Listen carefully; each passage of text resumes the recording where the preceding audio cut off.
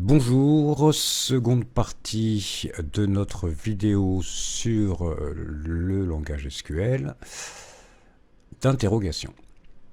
Alors, nous avons toujours évidemment le même modèle relationnel, nous allons utiliser le même que dans la première partie de la vidéo, où on rappelle qu'on a 4 tables, la table client, la table commande, qui est reliée à la table client par le code client, la table contenir, qui permet de relier la table commande à la table produit, avec une double clé num commande code prod qui donne la quantité commandée du produit, et le produit avec son code, sa désignation et son prix unitaire hors taxe.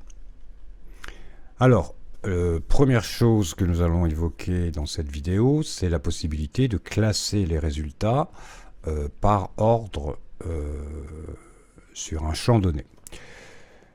Ce que nous n'avions pas vu également dans la première vidéo, c'est la possibilité d'utiliser un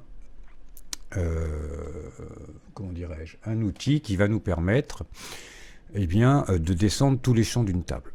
Cet outil, c'est l'étoile. Alors l'étoile peut avoir plusieurs utilités dans SQL. Mais bon, pour l'instant, dans le select, sachez qu'elle va descendre tous les champs des tables qui sont dans le from. Ici, je veux tous les champs de clients. Par exemple, si je veux faire un publi postage, j'ai besoin de l'ensemble des champs de la table client. On peut quand même remarquer que ce serait bizarre de mettre le sexe sur l'adresse de l'enveloppe, mais bon, admettons. Donc plutôt que d'avoir à écrire select code cli, virgule non cli, virgule prénom cli, virgule adresse, virgule cp, virgule ville, eh bien je mets select étoile et tous les champs de la table client vont être descendus dans les résultats. Alors à utiliser avec précaution quand même, car si vous avez une requête comme nous avions dans la première partie de cette vidéo, c'est-à-dire celle-là où on a plusieurs tables dans le from, en l'occurrence on les a toutes, eh bien, si vous utilisiez l'étoile pour une telle requête, il descendrait les champs de toutes les tables. Ce qui vous donnerait un tableau très large et compliqué à comprendre. Donc attention à l'utilisation de cet outil. Donc là, en l'occurrence, je l'utilise, select étoile from produit. Et pour classer les résultats, je vais utiliser order by. Ça va avoir pour conséquence de classer par désignation les produits. Oui, je vous ai dit les clients tout à l'heure, mais c'est les produits, pardon. Donc ça va descendre le code prod, la désignation, le prix unitaire hors taxe, et ça va classer par désignation les résultats obtenus. Donc là, on va avoir tous les produits de la base, puisqu'on n'a pas mis de critères de sélection. Donc ils vont tous être descendus sans exception. Si je veux classer par ordre décroissant, à ce moment-là, je ferai suivre mon champ par le terme desk. Desk va permettre de classer par ordre inverse, donc de 100 à 0 par exemple, ou de Z à A, les résultats. Alors pour les classer par ordre alphabétique ou croissant, il faut utiliser ASC, A-S-C. Sauf que le order by le fait par défaut, donc quand on n'a que un seul champ à utiliser dans l'order by, c'est pas nécessaire de faire suivre par ASC. Si vous avez peur de faire une bêtise, vous pouvez le mettre systématiquement, comme ceci. C'est pas gênant étant donné que il fonctionnera très bien avec, comme il fonctionnera très bien sans. Voilà, il est facultatif de mettre le ASC. En revanche, si je veux un ordre inverse, là pour le coup, je dois obligatoirement mettre le desk, puisque par défaut, l'order by fait du ASC. Ok, donc si je veux les clients de Seine-et-Marne, je vais avoir un problème, car la Seine-et-Marne est un département et les départements ne sont pas dans ma base. Dans ma base, j'ai le code postal des clients, mais je n'ai pas le département. Donc je sais que les départements de Seine-et-Marne ont un code postal, les villes de Seine-et-Marne, pardon, ont un code postal qui commence par 77. Et donc je vais utiliser un opérateur qui permet de rechercher quelque chose sans qu'on sache vraiment de quoi il s'agit, et simplement en spécifiant un critère connu. Donc je vais utiliser mon étoile encore pour aller plus vite. Cette fois-ci, je suis bien dans la table client et je vais utiliser le like. Donc je lui dis où le CP est comme ce que je vais placer entre mes guillemets. Donc ce que je connais, je l'écris tel quel, et ce que je ne connais pas, je le remplace soit par le pourcentage, soit par l'étoile, là encore, suivant les systèmes, qui va permettre de remplacer n'importe quelle chaîne de caractères. Et pour le coup, tout ce qui commence par 77 va sortir dans mes résultats. Alors attention à une chose, c'est que le like ne va fonctionner qu'avec des données de type texte. Donc si le code postal est au format numérique, ce qui peut se produire, alors en principe on met le code postal au format texte parce que on le fait... on l'associe dans un formulaire de saisie à un masque de saisie qui montre qu'il y a 5 éléments à mettre, par exemple. Et ces masques de saisie ne fonctionnent qu'avec des données de format texte. C'est pourquoi on place très souvent le code postal au format texte. Ce qui n'est pas très gênant parce qu'on n'utilise pas le code postal dans un calcul. Mais si ce n'est pas le cas, s'il est au format numérique, alors vous ne pouvez pas utiliser le like, il faudra utiliser le between que nous avons vu dans la première partie de ce cours vidéo. Et on va lui dire où le CP est entre 77 000 and 77 999, ce qui va évidemment sortir tous les codes postaux qui commencent par 77. Donc soit ça, si c'est au format texte, soit ça, si c'est au format numérique. Alors, autre exemple d'utilisation du like, si on a un client, alors j'ai volontairement exagéré les noms de famille malgaches, j'espère que les malgaches m'en voudront pas, c'était juste un trait d'humour, mais effectivement, souvent ces noms sont compliqués, et donc admettons qu'on ait un client qui porte ce nom extrêmement complexe, dont on a du mal à, évidemment, mémoriser l'orthographe. Eh bien, on se souvient qu'il commence par Rakato. Et à partir de là, eh bien, on va rechercher tous les noms de clients qui commencent par Rakato. Et pour ce faire, on va pouvoir utiliser le like. Et on va lui dire que ça commence par Rakato, suivi d'une chaîne de caractères quelconque, soit le pourcentage sur l'étoile, je rappelle. Et on va obtenir, alors évidemment, on ne va pas obtenir que ce client-là, on va obtenir tous les clients dont le nom commence par Rakato, mais ce qui déjà sera une aide précieuse pour retrouver le client que l'on cherche. Alors, soit ça, ou bien, si on se souvient non pas du début du nom, mais de la fin du nom, eh bien, on va mettre le pourcentage au début, et puis ce qui est connu à la fin. C'est le même principe, sauf qu'évidemment, on le place devant ou derrière, suivant ce dont on se souvient. Alors, je ne l'ai pas mis, mais si on se souvient que du milieu du nom, on met pourcentage, ce dont on se souvient, pourcentage, évidemment. Le pourcentage remplaçant n'importe quelle chaîne de caractères et pouvant se positionner soit devant, soit derrière, soit devant et derrière, soit au milieu, à l'endroit où il y a quelque chose qu'on ignore. Donc voilà pour le like qui est un opérateur assez intéressant. Alors les opérateurs réels, ce qu'on appelle communément les opérateurs dans SQL, eh bien il y en a beaucoup, mais dans vos études, vous devrez en connaître 5, que sont le count, qui permet de compter, à ne pas confondre avec la somme, qui vient derrière, qui va permettre, comme son nom l'indique, de faire une somme arithmétique. AVG pour average, qui est la moyenne. Et puis les deux suivants sont plus simples à retenir, puisque pour avoir la valeur la plus petite, ce sera min, et pour avoir la valeur la plus haute, ce sera max. Donc exemple, je veux compter le nombre de clients sur Paris. Eh bien, je vais écrire select, puis ouvrir mon count. Entre parenthèses, je mets le nom du champ que je souhaite compter, dont je souhaite compter les occurrences, plus exactement.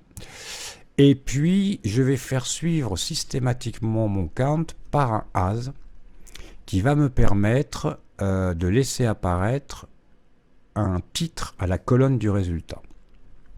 Alors, évidemment, c'est peut-être pas forcément évident à comprendre comme ça. Alors il faut savoir que ce n'est pas obligatoire de placer un as derrière un opérateur, mais c'est vivement conseillé, et on va voir pourquoi.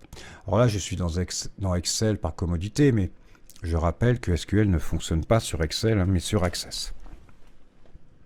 Donc admettons que le nombre de clients sur Paris soit 1200. Voilà. Le résultat de ma requête, ça va être ça. Et vous voyez qu'il aura placé expression 1 en haut comme nom de colonne, ce qui n'est pas très parlant. Pour éviter qu'il fasse ça, eh bien, je vais dans le as lui mettre le nom que je souhaite donner à la colonne du résultat. Et là, ici, au lieu d'avoir expression 1, il me mettra nombre. Alors, je ne sais plus ce que j'ai mis. Nombre de clients. Voilà. Et le résultat, ça sera ça, au lieu d'avoir expression 1. C'est d'autant plus important si on a plusieurs opérateurs dans le select, parce qu'il va mettre dans la première colonne expression 1, dans la seconde résultat expression 2, expression 3, autant d'expressions numérotées qu'il y a d'opérateurs dans le select, et du coup, ça sera absolument incompréhensible comme résultat. Donc prenez pour habitude, c'est pas très long, de faire suivre tous vos opérateurs, quels qu'ils soient, par as suivi du nom que vous souhaitez donner à la colonne du résultat. Alors je l'ai mis entre crochets parce que là j'ai des espaces entre mes éléments de nom. S'il n'y avait pas d'espace, vous pouvez ne pas mettre les crochets. Si vous avez peur de vous tromper, mettez-les tout le temps, c'est pas gênant. Donc voilà, donc après pour le reste, il n'y a rien de difficile, hein, puisque tout est dans la table client et que je veux simplement que la ville soit égale à Paris. Si je veux la moyenne du prix des produits, je vais écrire select AVG cette fois-ci, et entre parenthèses, je mets le champ sur lequel je souhaite que l'opérateur agisse. En l'occurrence, c'est le prix unitaire hors taxe.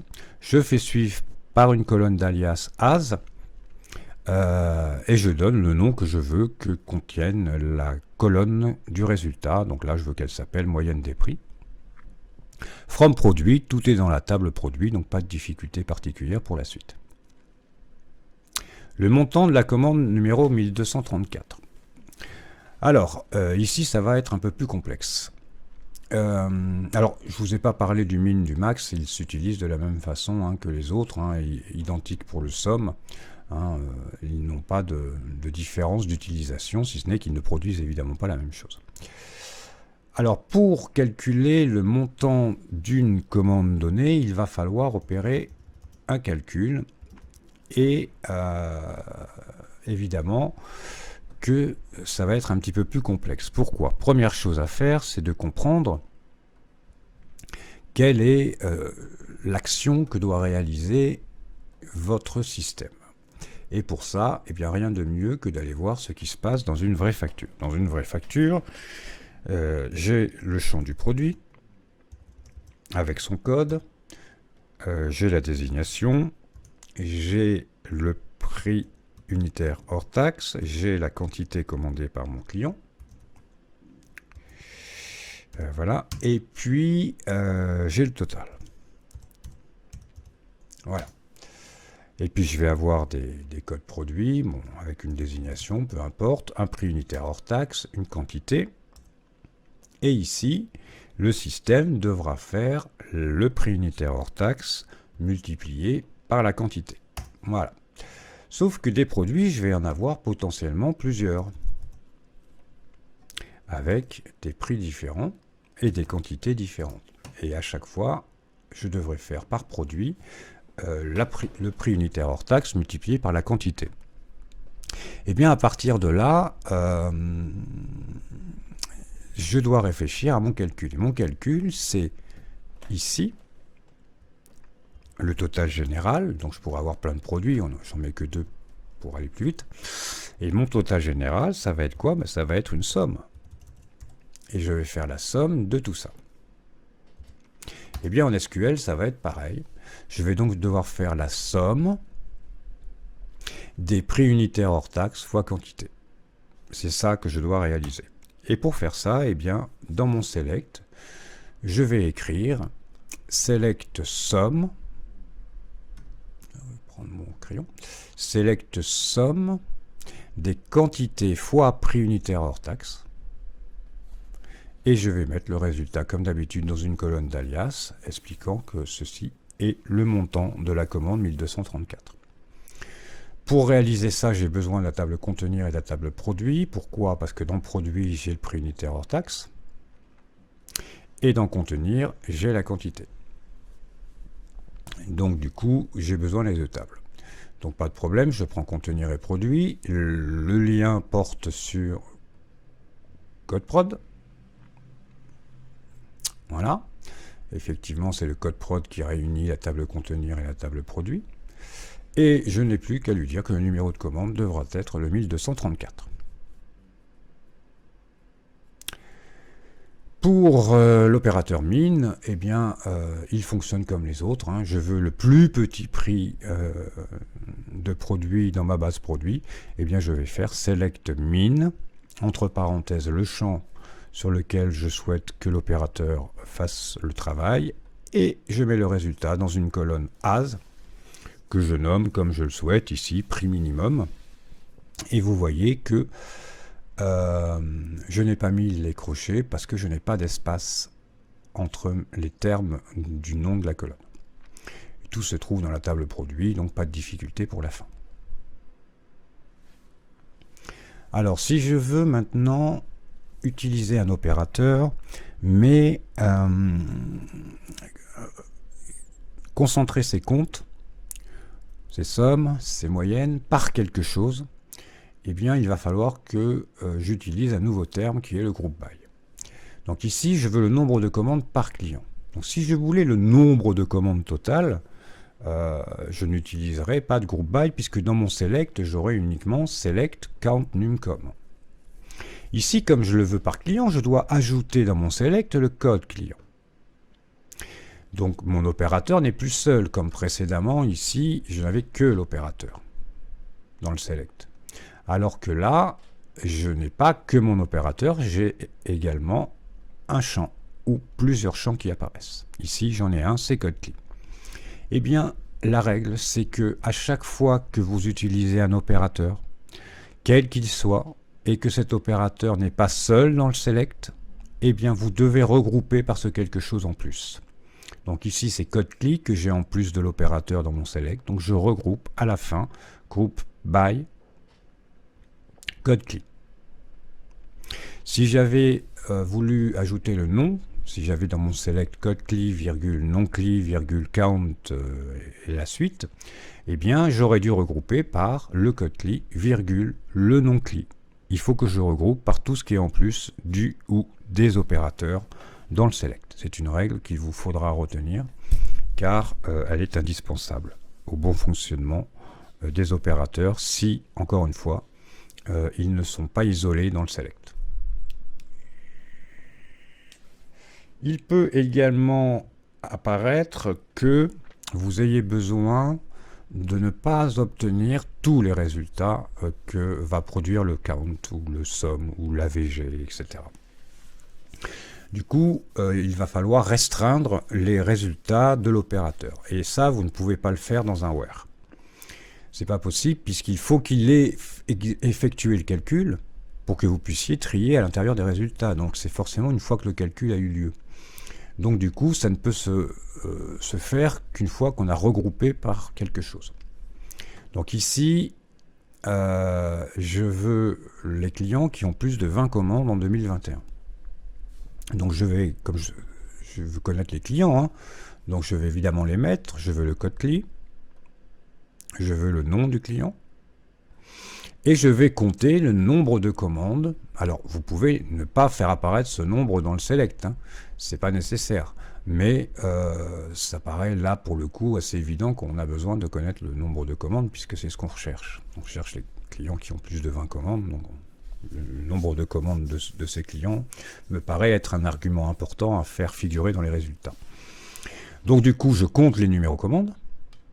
Je mets le résultat comme d'habitude dans un as que j'ai appelé nombre de commandes.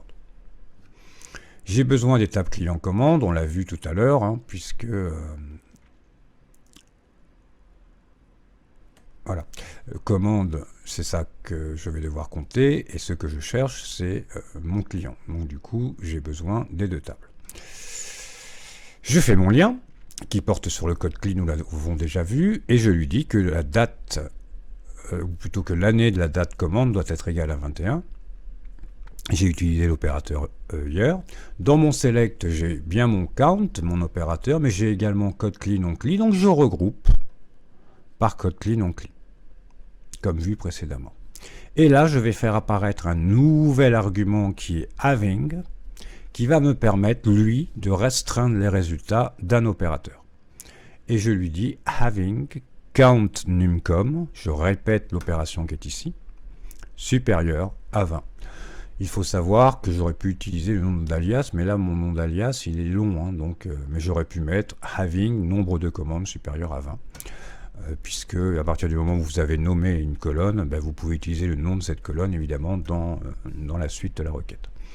Donc récapitulons, si mon opérateur n'est pas seul dans le select, je regroupe par ces choses en plus. Et si je veux ne pas obtenir tous les résultats d'un opérateur, eh bien je vais utiliser in fine le having, qui va me permettre de restreindre, comme ici par exemple, le nombre de num commandes à un nombre supérieur à 20. Voilà pour cette revue des fonctions de base de SQL. Il y aura d'autres vidéos. Attention, elles ne concerneront pas forcément toutes les sessions. Mais je pense notamment au SEO et puis au DCG surtout. Sur des requêtes plus complexes, notamment les requêtes imbriquées et puis les requêtes actions, que nous verrons dans une autre vidéo prochainement. Vous trouverez également une vidéo d'exercice que je vous propose prochainement sur la chaîne YouTube du groupe IGF. Merci, à bientôt, bye bye.